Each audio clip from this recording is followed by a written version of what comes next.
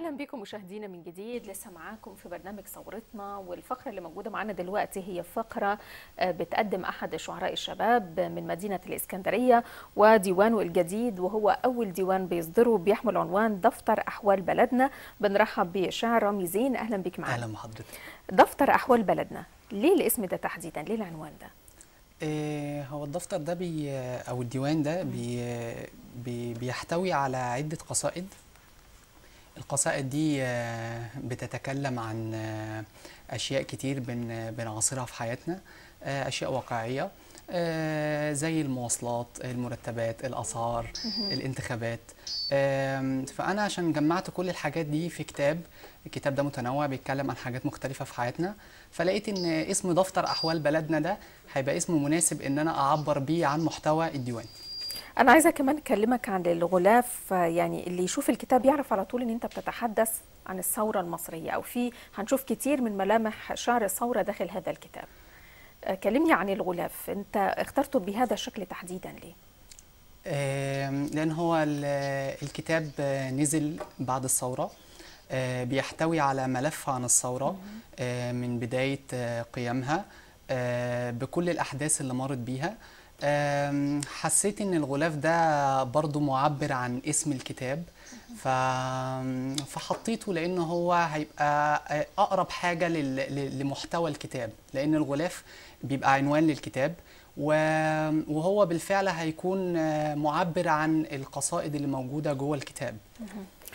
شايف الوظائف ازاي بعد ثورة 25 يناير؟ لان انت بتتكلم على حاجات كتير يمكن الناس ما تفتكرش ان الشعر ممكن يتحدث عنها، زي الميكروباص والتاكسي والوظيفة والضريبة والمرتب. شايف الوظائف ازاي بعد ثورة 25 يناير؟ طبعا انا شايف ان البلد في حالة يعني إعادة وضع نفسها على الطريق الصحيح. ف أنا شايف إن يمكن دلوقتي الوظائف مش هيبقى المرتب بتاعها عالي، أو اللي بيدور على وظيفة عليه إن هو يقبل دلوقتي بمرتب مش مرتب عالي، يكون مرتب معقول، لغاية ما البلد زي ما بنقول تقف على رجليها تاني، ويبتدي عجلة الإنتاج تشتغل. اللي احنا فيه ده شيء طبيعي، اللي هي المرحلة التي تتوسط قيام الثورة وقيام الدولة مرة أخرى. احنا في إعادة بناء الدولة، فأنا شايف إن الوظائف دلوقتي، يعني أنا شايف إن الشاب يقبل الوظيفة حتى لو المرتب بتاعها مش كبير. وده اللي طرحته داخل الكتاب من خلال شعرك؟ هو الجزء اللي أنا كنت بتكلم فيه في قصيدة اسمها عمي بتاع الوظائف، أنا كنت بناقش حاجة كانت موجودة يمكن قبل الثورة أكتر من بعد الثورة، وهي ان كان في بعض الوظائف بتنزل لها اعلانات في الجرايد، بيبقى الاعلان غير ما انا بروح الانترفيو الاقي كلام تاني خالص، يعني زي ما بنقول كده ان هو مرتب مجزي بالظبط، اللي هو مطلوب موظف كذا كذا بمرتب مجزي، وكان بيبقى يعني زي جر رجل زي ما بنقول. وكنت بروح بفوجئ ان الموضوع لا، ان المرتب الاساسي متدني، وان هو بيتكلم على عمولات وكده. فانا كنت بتكلم ان انت يا ريت ان انت تكون صريح معايا، يا ريت ان انت ليه ما توفرليش وظيفه يكون المرتب بتاعها كافي ان هو يعيشني حياه كريمه. فبناء عليه ابتديت ان انا اتكلم ان انا كنت بلاحظ ان الاعلانات مطلوب سكرتيره، مطلوب مديره مكتب، مطلوب انت حسيت حتى طرحت ده داخل الكتاب انهم متحيزين للمراه اكتر في الاعلانات؟ بالظبط. فانا طبعا حسيت ان الراجل مظلوم في الموضوع ده، فده كان ابيات في القصيده بتتناول الجزئيه دي، اللي هو ان انت ليه برضو ان الراجل المفروض ان الراجل هو اللي بيعول، وهو اللي مسؤول، وهو اللي فاتح بس بيت. في اعلانات بتقول برضو مطلوب رجال. لا طبعا اكيد، بس يمكن كنت بحس ان الاعلانات اللي هي للسيدات كانت اكتر، او مرتباتها كانت بتبقى اكتر اللي انا كنت بشوفها، فدي لفتت نظري. الحقد بقى يعني نقول حاجه زي كده، يعني ان الستات واخده حقها في البلد يعني. رامي، سمعنا شيء من الديوان بتاعك، هتختار لنا انهي قصيده؟ في قصيده يعني تعتبر من القصائد اللي انا بحبها، قصيدة اسمها دولة الظلم. دي أنا بتكلم فيها عن النظام اللي سقط، النظام السابق، وبتكلم فيها عن محاكمتهم دلوقتي. بقول فيها: يا دولة الظلم سلام جه وقت الحساب، مفيش بينا كلام فات وقت العتاب، دوقتيني سنين آلام في بلدي غربة وعذاب، آن الأوان نتحاسب على امبارح. يا دولة الظلم جاتلك خلاص ساعة، واتكشف المستخبي ورا مظاهرك الخداعة، مفيش حاجة في عمايلك تقفلك النهاردة شفاعة، ولا في حاجة تخلينا سامح. يا دولة الظلم مكانك ورا القضيب، اللي في عهدك سكنته محبوس في بلدي غريب، لا كنت ليا حبيبة ولا هبقى ليكي حبيب، دوقي شوية أحزاني. يا دولة الظلم يا سرقة ملاييني، وبيعة برخص التراب أرضي وطيني، إن كنتي زمان بظلمك حكمتيني، فأنا النهاردة غيرت عنواني. يا دولة الظلم كتبتها إمتى؟ بعد سقوط النظام السابق على طول؟ بعد سقوط النظام السابق بشهرين. يعني قبل بدء المحاكمات؟ لا، كانت ابتدت المحاكمات بس يعني كانت ابتدت المحاكمات بس، طبعا زي ما احنا عارفين ان مش كل المحاكمات تم الفصل فيها، او بمعنى اصح مش كل المحاكمات حصل يعني اتحكم فيها. انا كنت كتبتها والمحاكمات شغاله.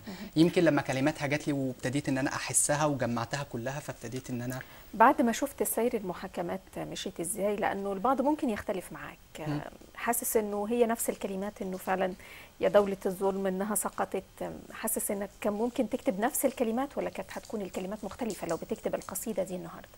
هو في ناس بتقول ان النظام ما سقطش بالكامل، وان اللي سقط هو روس النظام. هو بالفعل ما زال في ناس اعوان للنظام موجودين. انت بتعالج بلد او بتعالج مريض بقاله يعني زي ما بيقولوا 30 سنة. بقاله 30 سنة مريض، مش هتعالجه بين يوم وليلة، مش هتعالجه في سنة. انت بتدي كل حتة في جسمه حقها في العلاج علشان يشفى، جسمه يشفى نهائيا من المرض. فبالنسبة للشعر بتاع يا دولة الظلم، أنا إن كنت بخاطب فيه، أنا بخاطب فيه أكتر رؤوس الفساد أو رؤوس النظام اللي سقطوا، اللي هم كانوا مشكلين ظلم كبير قوي على الشعب، لان مهما كان اعوانهم من غيرهم ضعاف. حتى تلاقي حضرتك لما بتحصل حاجه دلوقتي يقول لك ده تخطيط من ترى او تخطيط من الناس رؤوس النظام الموجودين ما زالوا بيخططوا، فده ان دل على شيء يدل ان الناس اللي بره ما بتتحركش الا بتوجيهات من رؤوس النظام اللي هم سقطوا، اللي انا اعنيهم في القصيده. نعم، انت كمان كتبت قصيده عن تخيلك كان هيكون ايه شكل مصر لو الثوره ما كانتش نجحت، وكانت بتحمل عنوان لو ما كانتش نجحت الثوره. تخيلك ازاي من خلال الشعر لو ما كانتش الثوره نجحت؟ كنت متخيل ان حسني مبارك كان بيتكلم ان هو لم يكن ينتوي لفتره جديده، كان هينتوي يعني بالعربي كده ما حدش فينا كان هيقدر يفتح بقه. اعتقد كان كله هيفضل في المناصب بتاعته. كانت الداخليه كانوا هيعملوا مظاهرات تقريبا، انت كاتب انه هيعملوا مظاهرات برحيل الشعب، يطالبون برحيل الشعب. يعني كنت كاتب ان كان النظام بقى هو اللي هينزل التحرير بدلنا، ويطالب بان الشعب هو اللي يرحل، او النظام يريد اسقاط الشعب. تمام. وان كان هيتعمل بقى مليونية تعذيب جماعي كل اسبوع للشعب، وان كان كل اسره في مصر كان هيبقى في منها كده في المتوسط 2 مساجين. تمام. بس كان كنتاكي المجني عليه في الموضوع برضو كان هيتقفل. كتير من اشعارك بتحمل الطابع الفكاهي، يمكن مش كتير من الاشعار بتكون ليها هذا الطابع، خاصه لما بيكون ليها طابع سياسي. يعني نوعيه يعني قليله جدا من الشعراء اللي قدروا ان هم يكونوا يعني نخبه في هذه النوعيه من الاشعار اللي بتحمل الطابع الفكاهي وفي نفس الوقت بيتحدثوا بشكل سياسي. انت ليه انتهكت هذا الطريق تحديدا؟ انا انتهكت الطريق ده علشان حسيت ان هو هيبقى خفيف، هيوصل اللي انا عايز اقوله للناس بسهوله. في حاجات عندنا لما بنتحدث فيها بنحس بهم، فانا حبيت ان انت او ان اللي يقرا القصيده يبقى هم ممزوج بالضحك او من باب شر البليه ما يضحك، يعني بالظبط كده. ان انا ما زودلوش الهم بتاعه لما يقرا ان انا بتكلم، لان في ناس بتكتب اشعار او مقالات هو بيزود الهم، فاللي بيبقى بيقرا يعني يقول لك يا عم انا اللي فيها مكفيني، انت هتشيلني الهم زياده ليه؟ بس رامي، بمناسبة الترشح للانتخابات الرئاسية، وصلت يمكن الأوراق المسحوبة حتى الآن أكثر من 350 شخص هيتسابقوا للترشح لمنصب الرئيس. أنت كمان قررت أن أنت تترشح لمنصب الرئيس، يعني بشكل فكاهي، يعني مش حقيقي، على الكتاب، على الورق بس، على الورق بس، من خلال قصيدة. بالظبط. شايف نفسك إزاي يعني من خلال قصيدة رامي زين رئيسا للجمهورية؟ شايف نفسك إزاي رئيس الجمهورية؟ أنت طارح برنامج كمان. هو البرنامج اللي انا مقترحه على الورق برضو برنامج شامل لحاجات كتير، هي في تصوري الشخصي ان انا يعني اذا ربنا اراد في يوم من الايام ان انا ابقى رئيس جمهورية، ان انا هعمل الكلام ده. حاجات انا شايفها في بلدي ورافض انها تكون تستمر او تحصل، تتمنى تكون تحصل من رئيس الجمهورية القادم. بالظبط، او بالظبط كده، ان هي تحصل من اللي هيمسك البلد. فانا فرغت الشحنه اللي جوايا دي على الورق، تخيلا ان انا اللي هبقى ماسك، او ان انا هبقى رئيس جمهوريه، او ان انا لو الناس رشحتني هعمل كذا وكذا. هي ليها، يعني هي ليها علاقه زي ما قلت لحضرتك مجالات شتى، اصلاحات في كل مجال. انا شايف ان الموضوع مش صعب، هو ممكن يكون محتاج وقت لكن مش صعب. هو عايز الموضوع كله انه عايز حد مخلص ياخد موارد البلد دي بالفعل يحطها في اماكنها الصحيحه. بس فانا كلمتها في السياحه، التعليم، الصحه، الحاجات اللي احنا كلنا بنعاني منها، بس بشكل. البعض ممكن يشوف ان ده خيال الشاعر، يعني انت كاتب حاجات يتمنى كل المصريين انها تكون موجوده، بس من الصعب انها تحصل خلال ال4 سنوات اللي هي الفتره الرئاسيه. انت كاتب عن التعليم، ازاي هتخليه احسن تعليم، وازاي الناس كلها تتعالج ببلاش، ويعني حاجات بيتهيألي من الصعب لما نقارن ما بينها. انت عايز تروح بمصر فين من خلال شعرك او في هذه القصيده، ومصر فين دلوقتي؟ احنا محتاجين سنوات طويله، 4 سنين مش هيكفوا يعني. انا شايف ان ما لا يدرك كله لا يترك كله. فانا شايف ان اولا الرئيس الجاي ده هيتعب جدا. اكتر مرحله صعبه الرئيس جمهوريه مسك مصر، شايف ان هو اذا كان شايف ان المسؤوليه تبقى صعبه جدا، لو هو ما حطش في قدام عينه ان احنا نبتدي جزء جزء علشان البلد تقوم على رجليها، زي ما ناس متخيله دلوقتي ان دلوقتي يبقى لازم دلوقتي انا وانتي وناس تانية انا عايز مطالبي دلوقتي يبقى لازم. لا، هي مش دلوقتي. على الاقل اديني في اول 4 سنين الاولويات. ايه الاولويات؟ الحاجات اللي احنا هنا، او الحاجات اللي هي بالنسبه للبني ادم اساسيه، اللي هي الاكل والشرب واللبس والمسكن، المأوى الادمي، الحياه الادميه. فانت سفلات الشوارع انا مش شايف ان هي محتاجه وقت. انا الصرف مش شايف انه محتاج وقت. اللي هو الرقابه على الاسعار عشان المرتبات تكفي، شايف انها مش محتاجه وقت. هي القصه كلها مش في رفع المرتبات اكتر ما هي الرقابه على الاسعار. ما هو انت بتعلي وانا اعلي. نعم. فانا شايف ان لو هو بدأ بجزء على الاقل هي الاولويات، ان شاء الله يجي اللي بعديه يكمل. رامي، دفتر احوال بلدنا هو اول ديوان قررت ان انت تنشره. كلمني مع تجربتك عن النشر، لان دايما كل شاعر شاب بيكون له تجربه، احيانا بتكون جميله واحيانا بيكون ليها بعض الكبوات فيما يتعلق باول تجربه للنشر تحديدا. انا اول ما فكرت ان انا اصدر ديوان، قلت اتجه لوزاره الثقافه. تمام. سمعت ان هم بيتبنوا المواهب، فكلمت الهيئه العامه للكتاب. قالوا لي ان انت، قلت لهم، عرفتهم ان انا عايز اعمل ديوان شعر عامي وكده، وده اول ديوان ليا. فقالوا لي في حاجه اسمها الكتاب الاول. الكتاب الاول ده هو القسم المختص باصدار الدواوين، بس بشرط ان انا ما يكونش ليا دواوين بتتباع في السوق. الكلام ده كان قبل الثوره. نعم. حاولت ان انا اكلمهم، باستمرار الموظفين مش موجودين يعني كل وقت اتصل يرد عليا حد في الريسبشن، لا مش موجودين اصلا. هم مثلا بيجوا بعد الظهر. انا اتصلت مثلا الساعه 11 الصبح، لا بيجوا بعد الظهر. اجي اتكلم بعد الظهر، لا اصل ما فيش حد موجود، لا اصل ما حدش بيرد. ما حاولتش انت تروح بنفسك؟ هو الموضوع كله الهيئه العامه للكتاب في القاهره، وانا من قاطيني الاسكندريه. فحاولت ان انا احول مع الفرع اللي عندنا في اسكندريه ده بعديها بكام شهر. فاللي وصل لي قال لي، اللي رد عليا قلت له ان انا عايز اعمل ديوان وكده، قال لي تمام، بس انت لازم انت هتيجي تجيب الماده بتاعتك، تمام، وتجيب حد يكون كاتب معتمد او شاعر معتمد، علشان يصدق على كتاباتك او كده، وبتاخد دورك يعني. قلت له، فمن كلامي معاه لقيت ان الموضوع ممكن يخش في سنتين، يعني دوري ده في سنتين يعني. تمام يعني. وكمان الديوان مش هيتصدر ليا انا لوحدي، ولكن هيكون مجمع مع شعراء بالظبط، شباب آخرين، مع شباب تانيين بالظبط في كتاب واحد. بس بعديها بقى قلت ان انا اتجه ان انا تبقى تكلفته على حسابي الخاص. وده بالفعل اللي انا عملته، ان انا رحت لدار نشر وعملت التكلفه او اصدرت الديوان على تكلفتي الخاصه. قبل ما تفكر في طبعه ككتاب، هل حاولت ان انت تنشر؟ اللي اعرفه كمان ان انت نشرت في عدد من الصحف، يمكن اغلبها صحف مستقله. ليه طرقت باب الصحف المستقله تحديدا؟ ليه مش الصحف القوميه، رغم انه عدد من الصحف القوميه ايضا بتنشر في احيان كتير يعني انتاج الشعراء الشباب؟ طرقت الابواب بالنسبه للصحف القوميه، بريد القراء، ولكني ما لقيتش اي رد فعل، لدرجه ان انا شكيت ان الرقم اللي محطوط ده رقم وهمي او رقم او الميل بمعنى اصح اللي محطوط، هو محطوط رقم فاكس ومحطوط ميل. فطرقت الابواب اكتر من مره لكن ما لقيتش اي رد فعل. ابتديت اتجه للصحف المستقله، لقيت رد فعل سريع شجعني ان انا اكتب وان انا ابتدي ابعت.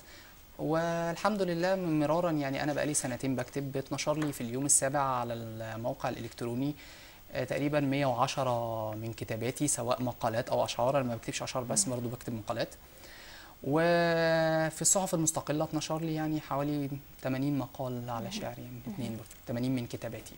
هل فكرت انه نوعيه كتاباتك ممكن تكون وراء موضوع الاحجام؟ لانه يعني اغلب كتاباتك حتى من قبل الثوره يمكن اغلبها تتحدث عن نقد النظام السابق، حتى بعد الثوره يعني نقد الاحوال اللي انت بتامله من البلد، اللي انت مستني الوظيفه يكون شكلها ايه، مستني الدنيا الحياه في مصر يكون شكلها ايه.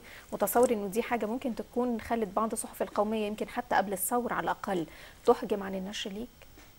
ممكن، بس يعني صح، هو ممكن، لان حضرتك عارفه ان الصحف القوميه كانت في قبل الثوره كانت معروفه ان هي صحف النظامي. على الرغم ان برضه هو الموضوع مش مقتصر على كده وبس، هو الموضوع ان انا حتى انا عشان انا عارف الموضوع ده مسبقا قبل ما ببعت، فكنت بحاول ان انا اختار حاجات خفيفه، يعني ان حاجات ما تكونش يعني ما اكونش انا يعني شادد حيلي عليهم قوي، علشان برضه اللي هينشر لي هناك ما يترفدش يعني. علشان يتنشر على الاقل. بالظبط، يعني هو عشان يتنشر اكتر يعني. انت ليك كمان داخل ديوان دفتر احوال بلدنا تصور للاحزاب بعد الثوره. من خلال الشعر كشاعر، تصورت الاحزاب ازاي من خلال القصيده؟ اولا انا يعني لما كتبت القصيده دي كتبتها بناء على حاجه انا لاحظتها واعتقد ناس كتير لاحظوها، وهي ان الاحزاب انتشرت بشكل كتير جدا بعد الثوره. حتى شباب الثوره ما اتفقوش او ما تجمعوش في ائتلاف واحد، لا بالعكس ائتلافات كتيره، اعتقد انها توصل لحاجه و80 ائتلاف ان ما كانش اكتر. فانا لاحظت ان الموضوع زاد يعني كان في كبت سياسي عند الناس، كبت حريات، فالناس طلعته في احزاب بقى، حزب حزب حزب. فبقيت انا محتار، طب انا لو انا بعض الناس بتقول ده شكل صحي. هو شكل صحي، بس ان يكون الحزب حزب قايم على اسس حاجه تكون فعلا احنا محتاجينها المرحله الجايه، ما يكونش كلام على ورق زي عداله عيش عداله اجتماعيه وحريه، عيش حريه عداله اجتماعيه. بالظبط، عيش حريه عداله اجتماعيه. ان الكلام اللي احنا عارفينه الكلام المسترسل يعني. بالظبط. انا عايز حاجه تكون فعلا انت تقولي احنا هنعمل ايه، احنا دورنا الجاي ايه، انا دوري في الحزب هيبقى ايه، مش مجرد ان انا بزود عدد علشان انا ابقى حزب ليا كيان كبير، اقدر ان انا اخد اصوات كتيره، يبقى لي مكان في الحزب، مكان في البرلمان. طب بعد ما يبقى لي مكان في البرلمان وانا من جوه مخوخ مجرد ان انا عدد اعضاء وبس، لكن مش عدد اعضاء ناضجين، عدد اعضاء كل واحد عارف دوره ايه. فانا الموضوع بس لفت نظري ان هي الاحزاب كتير، بس في نفس الوقت مفيش جديد، يعني مفيش مثلا مفيش منافسه قويه قوي، الاحزاب كلها برامجها قريبه من بعض. بس فانا بس يعني حسيت ان الناس فعلا زي ما قلت لحضرتك هو كبت سياسي. انا خلاص انا ما كانش ليا حريه ان انا اي حد كان بينضم لاي حزب تاني غير الحزب الوطني، ما كانش بيعمل صفقات مع الحزب الوطني قبل كده، ما كانش بيدخل المجلس ولا ولا حتى يعني بيحضر واقف، حتى مش يقعد على كرسي بس. فانا لاحظت الموضوع زاد قوي بدون تاثير. يعني بدون تاثير، بس ان هم مش مؤثرين في الحياه السياسيه في مصر قوي. سمعنا قصيده اخرى من دفتر احوال بلدنا، هتختار لنا قصيده ايه؟ بمناسبة الفترة اللي احنا فيها دي دلوقتي، اللي هي فتح باب الترشح لانتخابات الرئاسة وسحب الأوراق. أنا هتكلم عن القصيدة اللي حضرتك كنت نويتي عليها من شوية، اللي هي رامي زين رئيسا للجمهورية. تمام. أنا بقول فيها يا ولاد بلدي يا طيبين أعرفكم بنفسي، أنا رامي بن زين وبجد نفسي أبقى ريس ل4 سنين، وإن طولت قولوا لي امشي، أما لو انتوا اللي عايزين فبجد ما نحرمش. ومن البداية علشان نبقى على نور، يا ريت تركزوا معايا في اللي جاي على السطور. أول ما امسك الحكم هتكون أول القرارات، إن أرفع عن الناس الظلم واهدم المعتقلات، واهتم بالصحة وتكون لها الأولوية، وادي التعليم نصيب الأسد من الميزانية، وانزل الشوارع ماشي على رجلي، واشوف الناس اللي على عيالها بتجري، وحال الناس اللي هتسئل عنها وحقها مربوط في رقبتي اللي على صدري. هسمع من الناس واحاول أراضيها، وامنع اي مساس بحقوقها واراضيها، ولو المسؤولين خانوا الامانه انا اول من يكون مقاضيها. هخلي الماهيه على قد المجهود، والبدلات الاضافيه هخلي لها حدود، وهخلي الكفاءه شرط اساسي، وبغيرها همضي على التعيين مرفوض. هعمل مشروع حصاله واملاها فلوس، واخلي اللي فيها للبطاله مخصوص، وابني مشاريع تفيد ابن بلدي، ومش هسرقه زي اللي فاتوا اللصوص. وهخلي المحافظ يجي بالانتخاب، وعلى مصالحكم هحافظ ومش هنضم الأحزاب. وهخلي البرلمان صوتكم بصحيح، مش تمثيلية مخرجها كذاب. هجدد الصرف وهجدد المجاري، وهسفلت الشوارع وهرمم الكباري، وفي الشارع المكشوف هزرع شجرة، وفي الشارع الضلمة هركب عمود سهاري. هلغي وظيفة عسكري المرور وهخلي الإشارة إلكترونية، وهرحمكم من الوقوف في الطابور، وهلغي تحصيل المخالفات الفورية. همنع تقديم الخمور وهلغي شواطئ العراة، حتى لو ده هيخلي السايح يغور ويورينا عرض قفاه. وفي النهاية في شيء مهم هقوم بيه ما قلتوش في كلامي، سجن ترى هجيب عليه وطيه عشان ما ادخلوش لو ما نفذتش التزامي. تهيألي أغلب المرشحين هينفذوا البيت الأخير بس. يعني في النهاية الشاعر رامي زين بنشكرك على هذا اللقاء، ونتمنى ان احنا نشوف مزيد من الإصدارات لدواوين جديدة بإذن الله. ومشاهدينا هنخرج لفاصل قصير جدا ونعود بعد ذلك الزميلة هبة فهمي بلقاء آخر، خليكم معنا.